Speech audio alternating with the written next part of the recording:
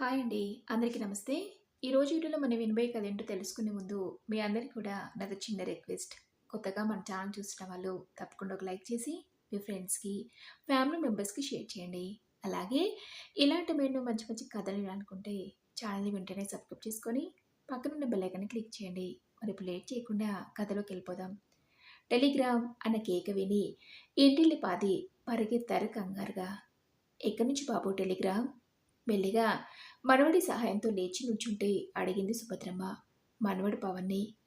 Telegram పుచ్చుకునికెళ్ళే రాజు case చూసి, "Telegram మీకా sir, Subhadramma గారికి.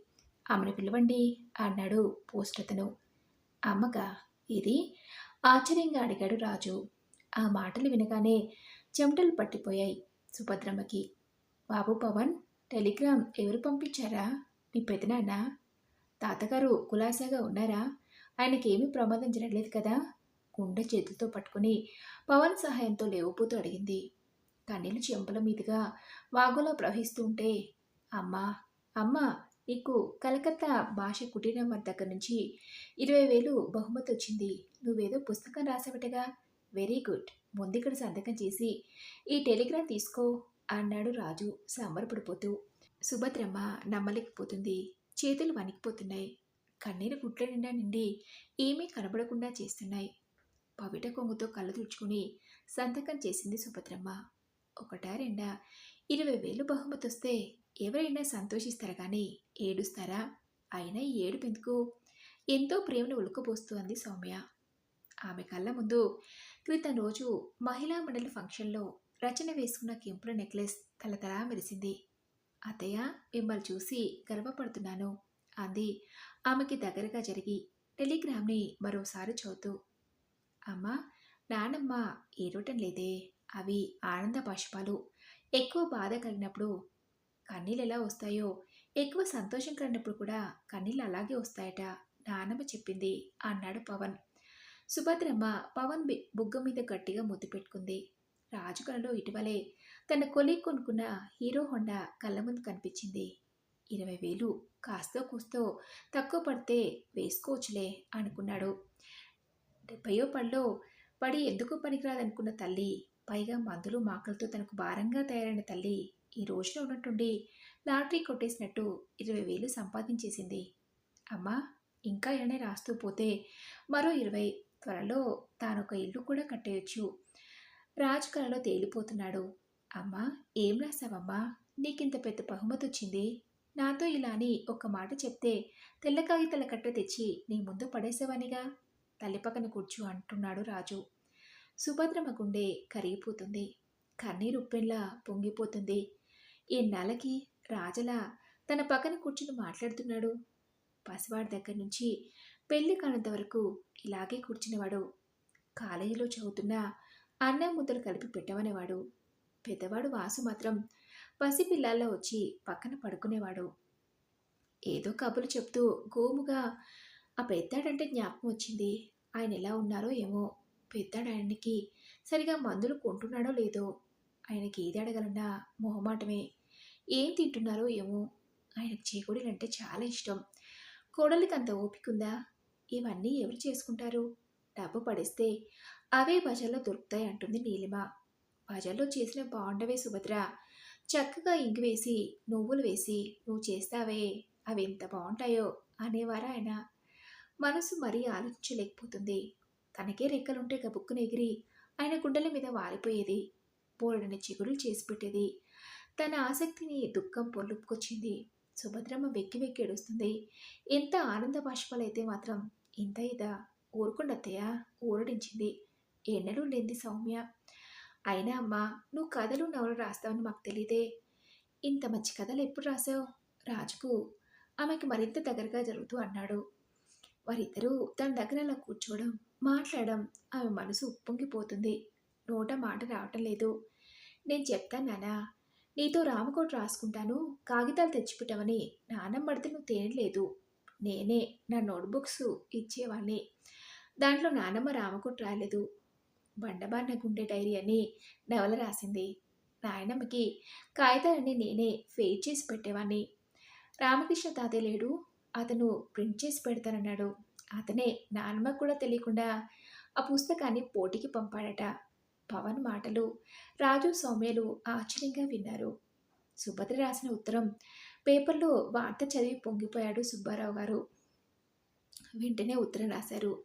తను బయలుదేరి వస్తున్నానని, ఇద్దరం కలిసి కలకత్తా వెళ్ళి బహుమతి తీసుకుందామని. కలకత్తా వెళ్ళాలంటే డబ్బు కావాలి. తన చెవిదిద్దులు, ముక్కు పుడక అమ్మేద్దామనుకుంది సుభద్రమ్మ. అక్కడ సుబ్బారావు గారు తన పెళ్ళిలో అత్తవారు పెట్టిన తులం బంగారం ఉంగరాన్ని ఈనాడు అతను ఎటువంటి కష్టాలను తాకట్టు పెట్టడానికైనా తీయలేదు. ఈ రోజున దాన్ని అమ్మేసి కలకత్తా ప్రయాణానికి సిద్ధపడ్డారు. మీరెందుకు ఉంగరాన్ని అమ్మేశారు మావగారు? మేము లేము టికెట్లు కొనడానికి అంది కుసుమ. మమ్మల్ని అడగడం నామూషియా? మేం పరాయి వాళ్ళమా నాన్నగారు అన్నాడు వాసు. వాళ్ళిద్దరూ తనలా పలకరించి ఎన్నాళ్ళైంది? కాదు ఎన్నేండ్లైంది నాన్నగారు అని నోరారా పిలిచి ఎంతకాలమైంది? మందులు అయిపోయాయని చెప్పినా, ఒంట్లో బాగోలేదని చెప్పినా, బట్టలు చిరిగిపోయాయని చెప్పినా చిరుబురులాడే ఆ ఇద్దరు ఆ రోజు అలా పలకరించడంతో అతడికి మతిపోయింది. అతడి కళ్ళు ఆనందంతో మెరిశాయి. వాసు కుసుమల కలలో మొన్నెవరో అమ్ముతామన్న ఊరి చివర ఉన్న ద్రాక్ష తోట కలలో కలిసి మెరిసింది. దగ్గరుండి వాసు కుసుమలు సుబ్బారావు గారిని కలకత్తా తీసుకొచ్చారు. కానీ ఖర్చు పెట్టనీయకుండా రాజు, సౌమ్యలు పువ్వులు పెట్టి సుభద్రమ్మను కలకత్తా తీసుకెళ్లారు. సుభద్ర, ఏమో అనుకున్నాం గాని మన పిల్లలు ఎంత మంచివాళ్ళే. వీళ్ళిద్దరూ నిన్ను ఎంత జాగ్రత్తగా తీసుకొచ్చారో ఇక్కడికి.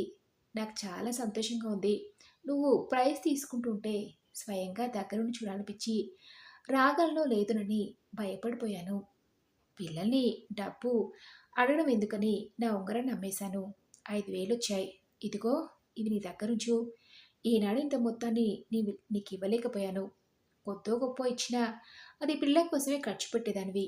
కానీ నీ కోసం అంటూ ఏమీ చేసుకోలేదు అన్నట్టు నీ చెవుల దిద్దులు, ముక్కుపుడక ఏవి?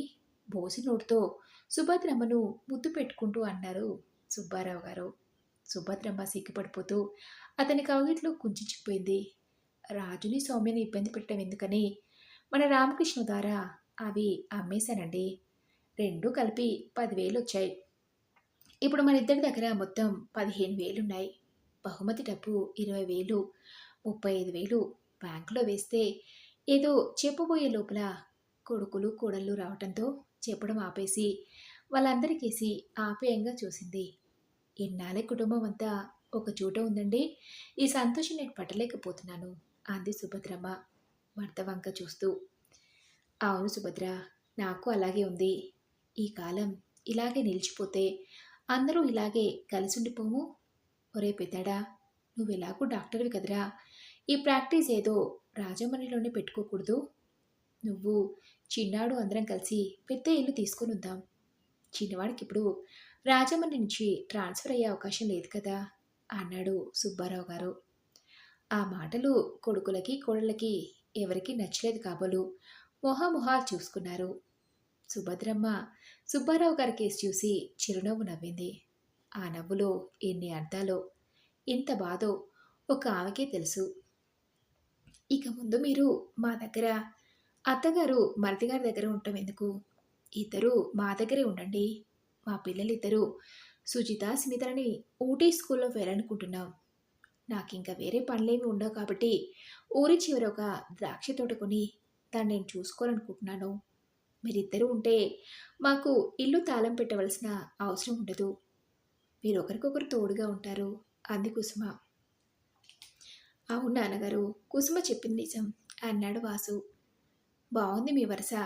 మా పవన్కి అత్తగారంటే పంచ ప్రాణాలును. ఆవిడ లేనిదే వాడు ఉండలేడు. ఆవిడతో పాటే మామగారును. ఇద్దరూ మా దగ్గరే ఉంటారు. నేను ఈ మధ్య మహిళాభివృద్ధి కార్యక్రమాల్లో తలమునకలై తిరుగుతున్నాను. నేను ఇంట్లో ఉండని లోటు పవన్ పవన్ వల్ల వాళ్ళకి తీరుతుంది. పైగా వాళ్ళకి బోరు కొట్టదు. మీ దగ్గరుంటే వాళ్ళకి కాలక్షేపం ఏంటి? పిల్లలు ఊటికి వెళ్ళిపోతారుగా అంది సౌమ్య. వారి వాదల్ని ముద్దాయిలా విన్నారు సుభద్రమ్మ గారు, సుబ్బారావు గారు. అమ్మా నాన్న ఎవరి దగ్గర ఉంటామని చెప్తారా అని ఆదుర్దాగా ఎదురు చూస్తున్న వాళ్ళు ఆ రోజు ఫంక్షన్ తాలూకు ఆర్గనైజర్లు లాంఛనంగా పలకరించి పిలవడానికి రావడంతో ఆలోచనలకి కలయి వేయడం జరిగింది. ముదురు నీలం రంగు పట్టు చీరకి మెరూన్ కలర్ తోపు, కుంకుమ రంగు అంచు చీర. అది పెళ్లినాటి చీర అయినా ఎప్పుడూ అప్పుడప్పుడు కట్టుకోవడం వల్ల బాగానే ఉంది. ఆ చీరలో ఆ రోజు ఆమెని పార్వతి అన్నారు ప్రేమగా సుబ్బారావు గారు. ఆశ్చర్యంగా అతని కేసి చూసి, నా పేరు మర్చిపోయారా? ఈ పేరేమిటి? అంది సుభద్రమ్మ. నువ్వు సాక్షాత్తు పార్వతీదేవిలా అందంగా, ఆదిశక్తిలా, శక్తివంతంగా కనిపిస్తున్నావు సుభద్ర. 10వ తరగతి తర్వాత ఆడపిల్లకి పై చదువెందుకు అని మీ పుట్టింటి వాళ్ళు చదివించలేదు. బడిపంతులు ఉద్యోగం చేస్తూ ఎందరికో విద్యాదానం చేసిన నేను కూడా నిన్ను కేవలం భార్యగానే చూశాను కానీ నీ కోరిక తెలిసి కూడా చదివించడానికి ప్రయత్నం చేయలేదు. కానీ ఇలా ఇంత గొప్ప బహుమతి పొందిన గ్రంథాన్ని నువ్వు రచించావంటే నాకు చాలా ఆనందంగాను, ఆశ్చర్యంగాను ఉంది. అంత భాష, భావం ఎక్కడ సంపాదించావు సుభద్ర? అడిగారు సుబ్బారావు గారు. ఏ బడి, ఏ గురువు చెప్పలేని పాటలు నాకు జీవితం నేర్పించిందండి. నేనది కథ కింద రాయలేదు. నా ఆవేదనను అక్షర రూపంలో డైరీ రాసుకున్నాను. ఒక్కొక్క పూట, ఒక్కొక్క రోజు సంఘటన. అవన్నీ ఒకరోజు మన రామకృష్ణ చూసి నాకు తెలియకుండానే అచ్చు వేయించి తీసుకొచ్చాడు. అతనే ఈ పుస్తకాన్ని బహుమతి పోటీకి కూడా పంపించాడు. అందులోని పాత్రలు మీరు, నేను, మన సంసారం, మన పిల్లలు అవేనండి అంది కళ్ళు తుడుచుకుంటూ. ఆ సాయంత్రం వేదిక మీద వాస్తవాన్ని కళ్ళకి కట్టినట్లు రచించిన ఈ రచయిత్రి మహానుభావురాలు. వీరి కళ నుండి వెలువడ్డ ఈ రచన మణిపూస. వీరిదే తన తొలి రచన అని చెప్పుకున్నారు. చాలా ఆశ్చర్యం. తొలి రచనలోనే ఇంత సిద్ధహస్తులైన వీరు మునముందు ఇంకా ఎన్నో మంచి రచనలు చేస్తారని ఆశిస్తూ ఈ బహుమతిని అందుకోవాల్సిందిగా కోరుతున్నాం. వారి శ్రీవారు కూడా ఇక్కడే ఉన్నట్టు తెలిసింది. వారిని కూడా వేదిక మీదికి రావాల్సిందిగా కోరుతున్నాం అన్నారు. వాసు తండ్రి చేయి పట్టుకొని వేదికపైకి తీసుకెళ్లాడు. రాజు తల్లి చేయి పట్టుకుని వేదిక మీద కూర్చోబెట్టాడు. ఇద్దరికి శాల్వాలు కప్పి గౌరవించారు ఆర్గనైజర్లు. సభ ఎంతో వేడుకగా పూర్తయింది. ఆ రాత్రి భోజనం లేక, అమ్మా ఆ చెక్కేది? రేపే మన ప్రయాణం, నువ్వు మాతోనే వచ్చేస్తున్నావు అన్నాడు వాసు. చెక్కెక్కడ పెట్టావమ్మా? జాగ్రత్త, నాన్నగారిని మనతోనే తీసుకుపోతున్నాం అన్నాడు రాజు. అరే, చెక్కు కనపడం లేదే? కంగారుగా వెతికింది సుభద్రమ్మ. అందరూ మరింత కంగారుగా ఆ గదిని, సభ జరిగిన ప్రాంగణాన్ని అంతా వెతికారు. ఎక్కడా కనిపించలేదు. ఆర్గనైజర్లకు చెప్పారు. వాళ్ళు ఏం చెప్పాలో తెలియక, మీరొక ఉత్తరం రాసివ్వండి చెక్కుపోయినట్టు. మేము ఎంక్వైరీ చేసి మీకు సమాధానం రాస్తాము, డూప్లికేట్ చెక్ ఇస్తాం అన్నారు. సుభద్రమ్మ గారు వారు చెప్పిన విధంగానే రాసిచ్చింది. కుసుమ విసుక్కుంది. సౌమ్య గొనుక్కుంది. వాసు చిటపటలాడాడు. రాజు చిరాకు పడుతున్నాడు. బాబు, మమ్మల్ని ఎవరు తీసుకెళ్తున్నారు? అడిగింది సుభద్రమ్మ వాసుని, రాజుని చూస్తూ. మీ చెక్కు రాగానే ద్రాక్ష తోట కొనాలనుకున్నాను. ఇప్పుడెలా? మీరు మరది గారింటికి వెళ్ళండి అంది కుసుమ. ఎంతో మోసపడ్డాను. మహిళా మండలిలోని శ్యామల మెల్లో లాంటి కెంపుల నెక్లెస్ కొనొచ్చని 20,000తో. అంతా నిరాశ అయింది. మీరు బావగారింటికే వెళ్ళండి అంది సౌమ్య. వాసు రాజు మాట్లాడకుండా మౌనంగా ఊరుకున్నారు. సుబ్బారావు గారు అయోమయంగా చూశారు అందరి వైపు. కర్తవ్యం అర్థం కానట్టుగా. కళలన్నీ పేక మెడలా కూలిపోయినట్టయింది. సుభద్ర, ఏం చేద్దాం అన్నారు తడబడుతూ. సుభద్ర పకపక నవ్వింది. పార్వతీదేవిలా నవ్వింది. గంభీరంగా గలగలా నవ్వింది. ప్రవహించే గంగా నదిలా. భద్రంగా జాకెట్టు మడతలో దాచిన చెక్కును పైకి తీసింది. సుబ్బారావు గారి చేతిలో పెట్టింది. పదండి, ఇది నా స్వంత సంపాదన 20,000. మన దగ్గర బంగారం అమ్మగా వచ్చినవి 15,000. బ్యాంకులో వేస్తే 35,000. ఆ వడ్డీ మీద మనం హాయిగా ఒక గది అద్దెకు తీసుకుని బతకొచ్చు. డబ్బు మనుషులు మనకొద్దు. నాకు మీరు, మీకు నేను తోడు. మనకి భగవంతుడు తోడు. పదండి అంది ఆవేశంగా. అందరూ తెల్లబోయి ఆమె కేసు చూశారు. ఆమెలో ఆనందం, కళ్ళు చెమ్మగిల్లాయి. ఆమెలో ఆత్మస్థైర్యం, కళ్ళు మెరిశాయి. ఆమెలో ధైర్యం, చూపులు సూదుల్లా ఉన్నాయి. ఆమె సాక్షాత్తు ఆదిశక్తిలా కనిపించింది అందరికీ. ఆ ఆలోచనలోంచి, షాక్‌లోంచి అందరూ తేరుకునేలోగా ఆమె సుబ్బారావు గారి చెయ్యి పట్టుకొని, మరొక చేత్తో సూట్‌కేస్ పట్టుకొని అడుగు బయటకు వేసింది. ఆమెలో భార్య మాత్రమే కాదు, ఒక చెల్లి, ఒక తల్లి కనిపించారు సుబ్బారావు గారికి. ఆడది అబల కాదు, శక్తి, ఆదిశక్తి. తనలో తానే కొనుక్కున్నట్టుగా అన్నారు. మరి ఇదండి ఈరోజు కథ. ఈ కథపై మీ విలువైన అభిప్రాయాల్ని నాతో కామెంట్ బాక్స్‌లో షేర్ చేసుకోండి. అలాగే ఈ కథ మీకు నచ్చిందనుకుంటున్నాను. నచ్చితే తప్పకుండా ఒక లైక్ చేసి మీ ఫ్రెండ్స్‌కి, ఫ్యామిలీ మెంబర్స్‌కి షేర్ చేయండి. అలాగే ఇలాంటి మరెన్నో మంచి మంచి కథలు వినాలనుకుంటే ఛానల్‌ని వెంటనే సబ్స్క్రైబ్ చేసుకొని పక్కన ఉన్న బెల్ ఐకాన్‌ని క్లిక్ చేయండి. నెక్స్ట్ వీడియోలో మరొక మంచి కథతో కలుసుకుందాం. Thank you for listening.